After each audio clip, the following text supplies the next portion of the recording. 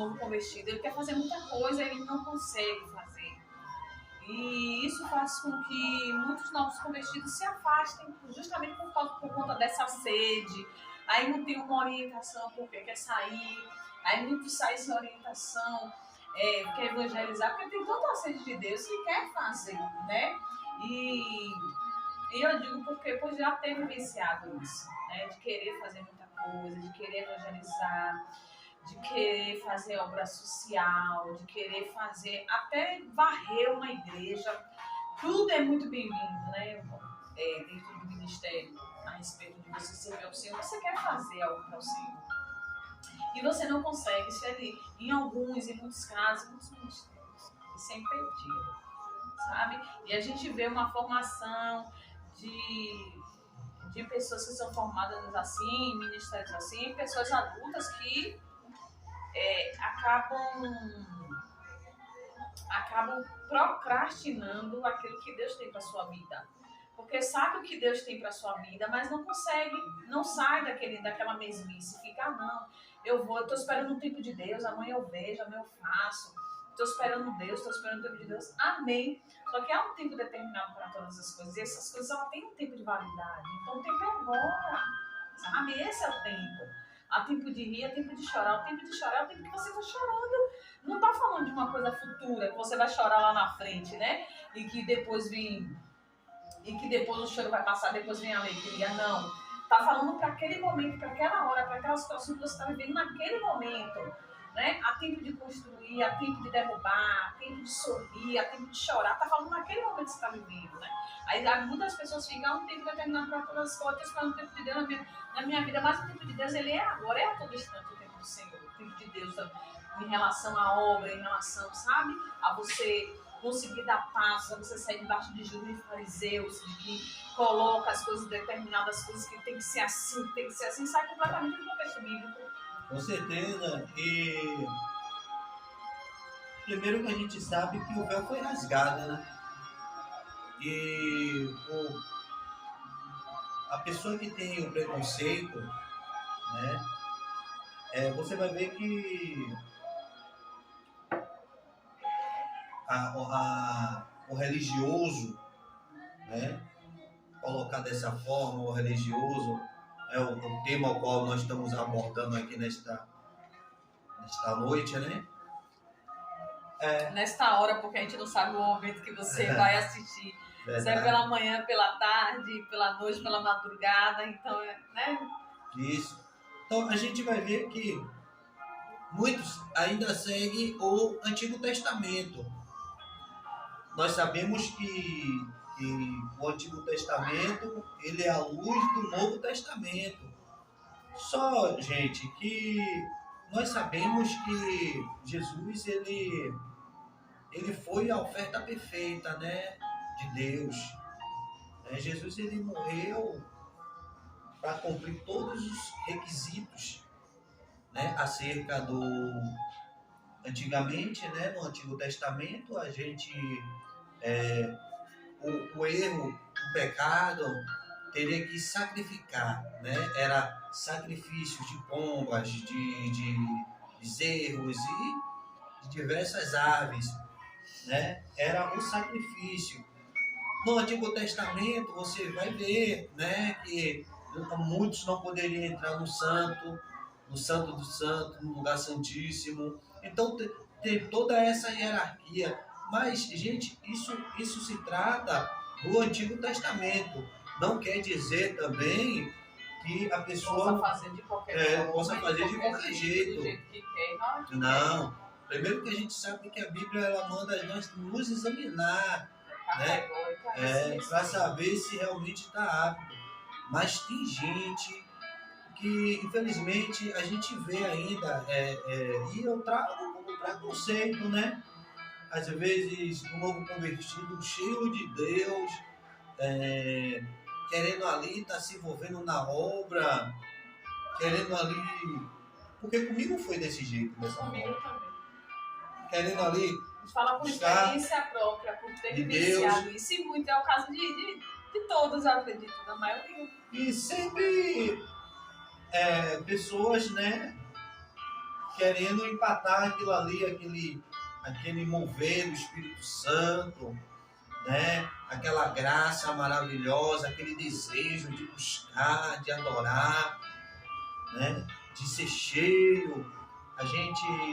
O novo convertido, então, ele quer tudo certinho, né? Então, pessoas que, né, colocar até uma liderança, não que seja uma liderança, mas pessoas que já estão mais, né, mais edificado, vou colocar dessa forma, na presença, né, que já tem mais tempo de ministério, aí você não pode tocar no microfone, né, em algumas denominações, tá? Porque tem outras que é totalmente diferente. Que dá oportunidade de Deus desenvolver, né? De Deus desenvolver na vida dos seus vasos. Desenvolver, né? Mas tem outras, em alguns ministérios mesmo, passei muita luta, justamente por causa disso, né? Porque a gente quer se envolver na obra de uma certa forma e a gente não acha essa vazão, esse espaço. Hoje eu louvo a Deus porque, né, hoje eu congrego no ministério ao qual nós temos oportunidade, né, de trabalhar no som, de tocar uma bateria, de pegar um microfone, né, de pregar, evangelizar. Mas já passei por alguns ministérios e, infelizmente, nós não teve esse privilégio, essa oportunidade, e é o que se enquadra, né, na questão do que a gente está falando, de uma certa forma, né, da pessoa religiosa, né, porque só ele pode, só ele faz, só ele, né, e eu acho assim que Jesus, ele veio para todos, irmão. Jesus, ele não, a minha visão de reino não é que um vai ter uma casa, o outro vai ter um barraco, outro vai ter um castelo, né? Outro vai ter não vai ter nada. Lá no reino, não. Eu creio que Jesus, ele, o mesmo patamar que tem a pessoa que limpa a igreja, tem também o padrão mais alto na igreja, né? O pregador, o apóstolo, o pastor. Eu acho que Deus, ele olha todos nós da mesma forma, irmão.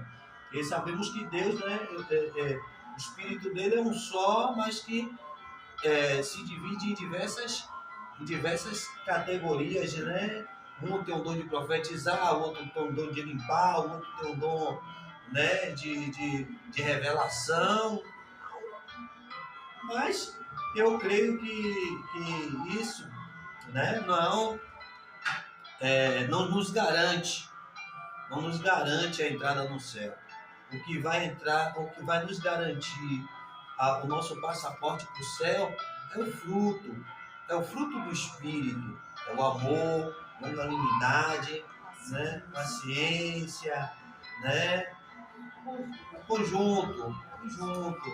E hoje a gente vê justamente isso aí, o religioso.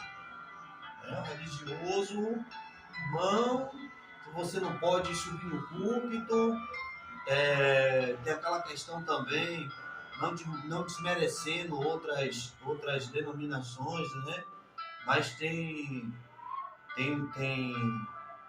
denominações que você não pode subir no púlpito de sapato, né?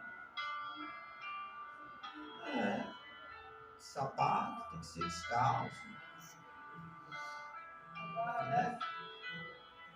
E por aí vai. E ainda tem a questão do eu, que essa também é uma das maiores questões dos fariseus, né?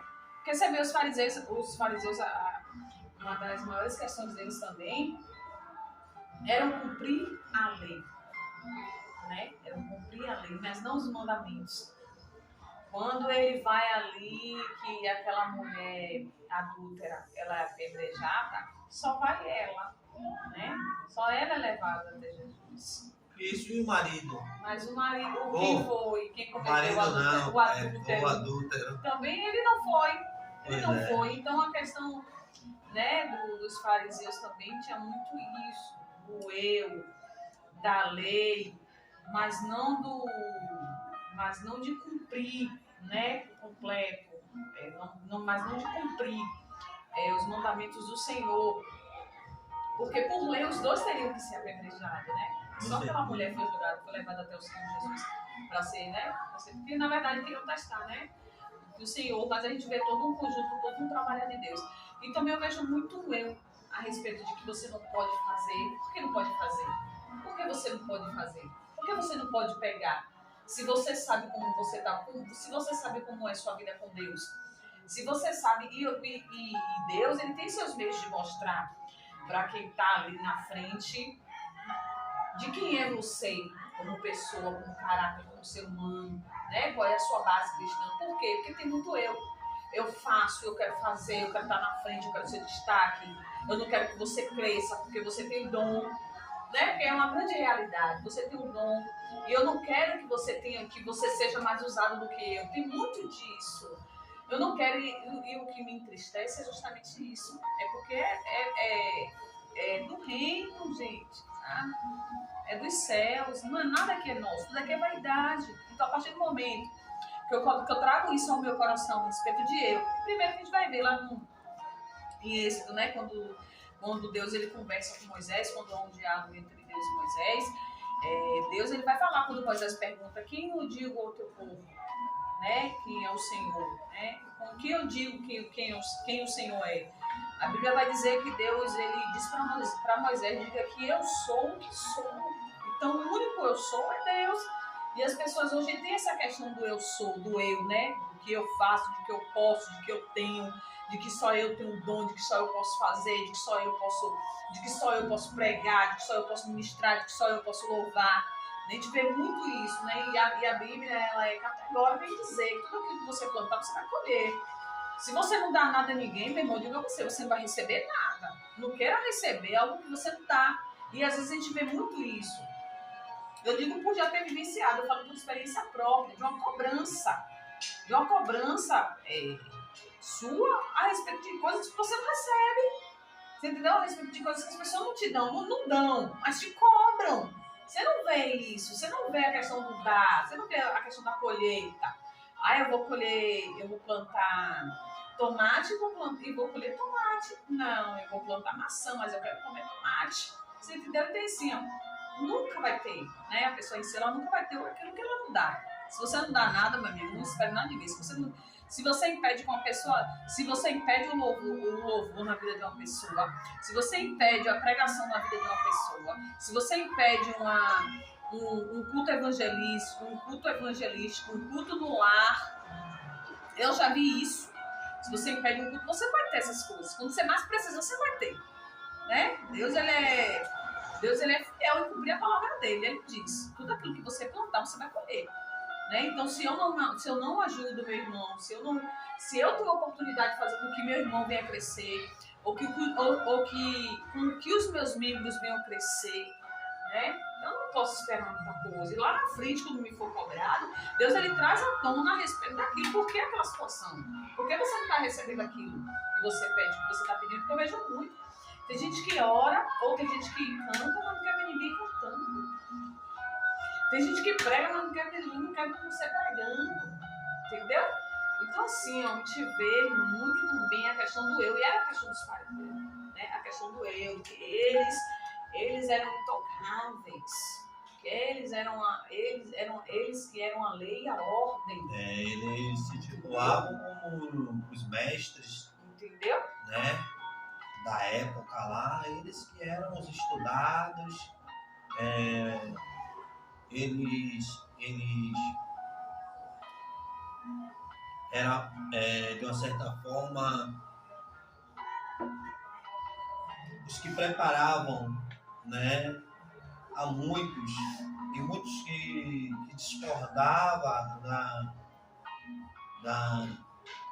do que eles colocavam ali, porque em tudo eles traziam, né, com a lei de Moisés, né? Todos eles estavam ali colocando, mas na lei de Moisés diz que no sábado não pode, não pode trabalhar, não pode. E você vai ver Jesus Cristo ele batendo, né? Batendo nisso ali. Tem tem uma passagem que Jesus ele diz assim: e se um animal que trabalha cair dentro de dentro de uma cisterna ou dentro de um buraco, não sei, ou ficar preso numa lama, e aí você vai deixar o animal morrer, né? A questão mesmo de comer e não lavar as mãos. Sabemos que tudo que a gente come vai para o estômago. E daí vai para o esgoto, né? O estômago vai fazer a digestão e tal, e vai para o esgoto. Mas, irmãos, e aqueles que projeta, né, o mal dentro do seu coração e joga para fora? Isso aí é o que contamina. Isso é o que contamina. E a boca fala do que o coração está cheio, né? E em algumas passagens, quando eles que trazia, né, a lei de Moisés, tem umas duas passagens, Jesus ele vai dizer: tá aqui quem é maior do que Moisés, né? Eles eram tão religiosos que eles queriam matar Jesus. E mataram. Né? Mataram. Mas também tinha que se cumprir, né? Mas chegou um tempo. Oh, Jesus. Chegou um tempo do nosso rei, né? De ser chamado de Beelzebul, né? Príncipe dos demônios, né? E hoje não é diferente. Não é diferente. Às vezes porque assim, ó, o homem, ele tem implantado a sua própria doutrina. E quando o Espírito Santo de Deus, ele traz a clareza, a renovação da palavra, e a pessoa tem um despertamento que aquilo não está correto, que aquilo que eles estão trazendo é uma religiosidade, o Espírito traz o despertamento, a pessoa sai. A libertação. É liberto. O Espírito traz a luz e você se liberta daquilo, e aí você passa a ser criticado. Uma certa feita, em um ministério, missionária Renata,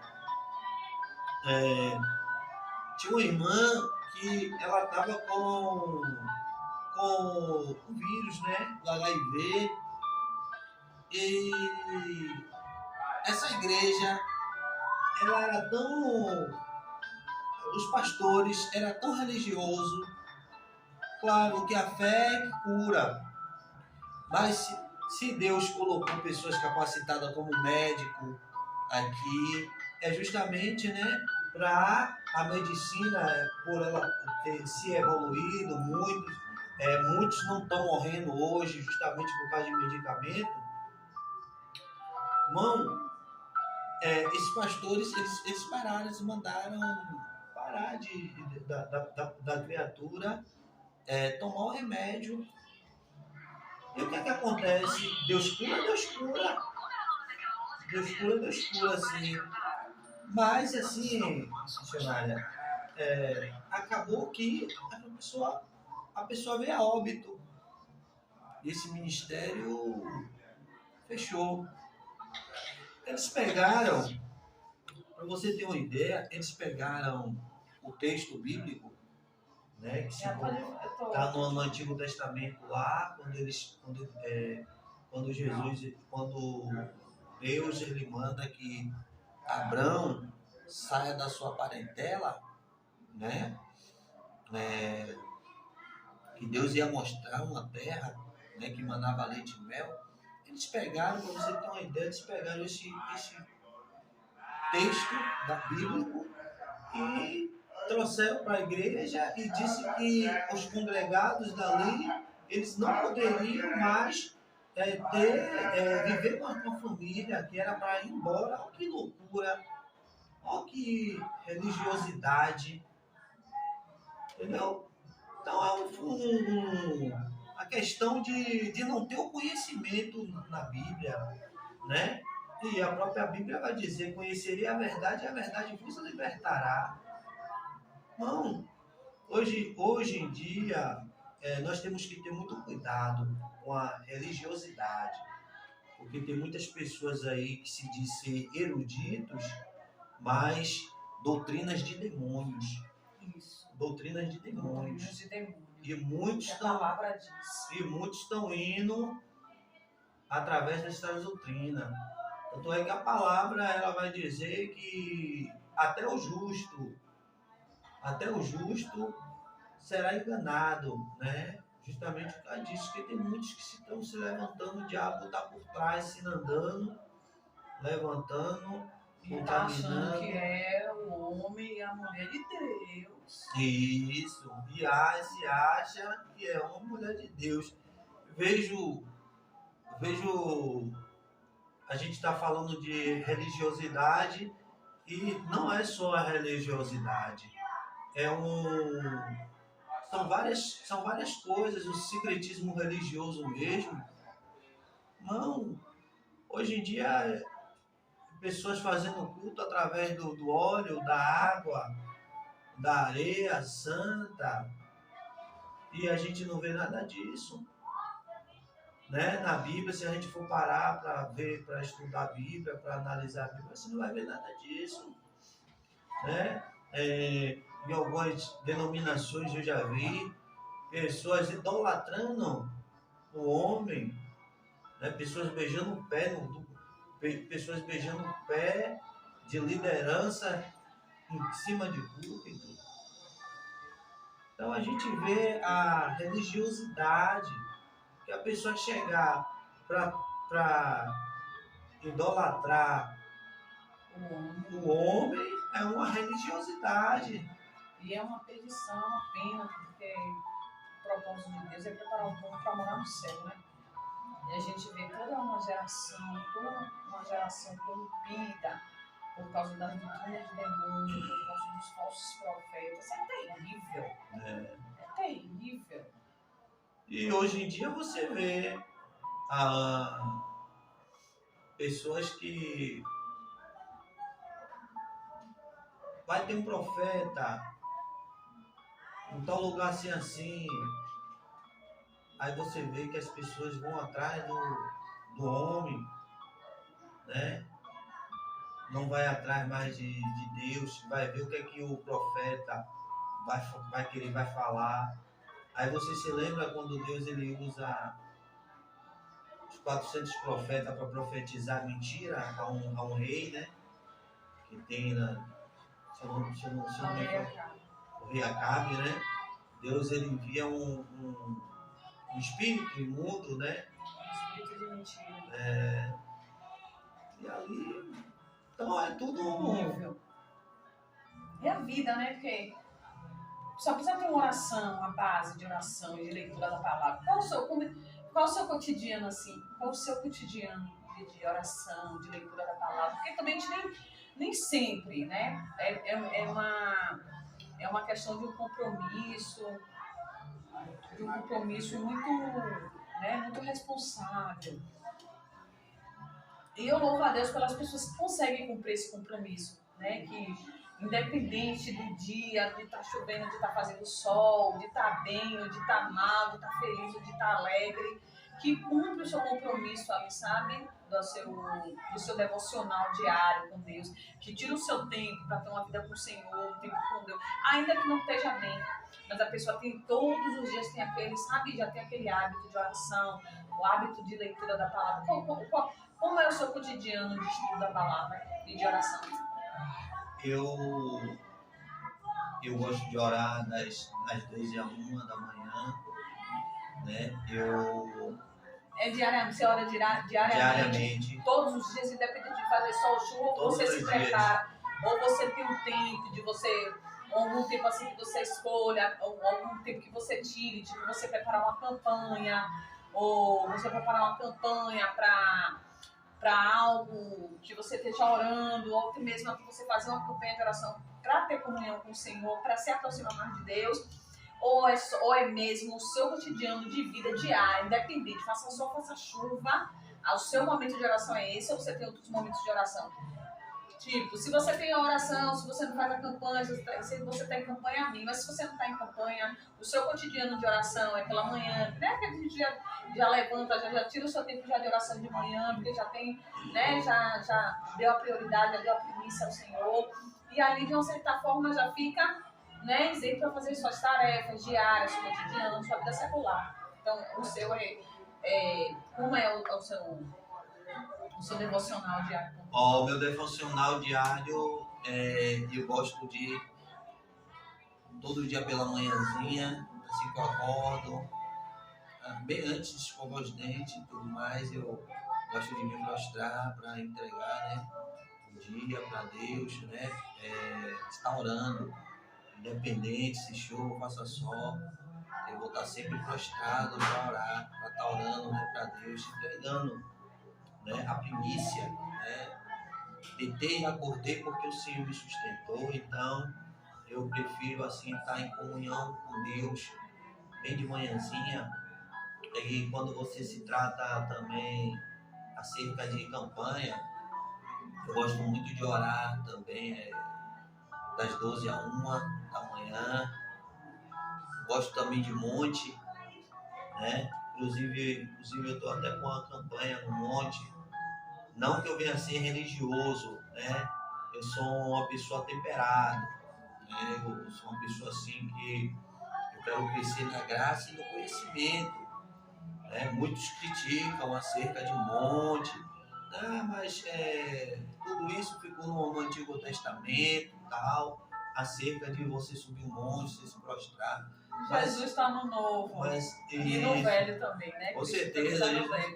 Mas Cristo subiu ao monte, Jesus, no Monte das Oliveiras, estava sempre... adorava muito e assim é um particular, né? Eu jamais vou criticar alguém que goste de buscar de Deus, né? Às vezes você tem que ser temperado, né?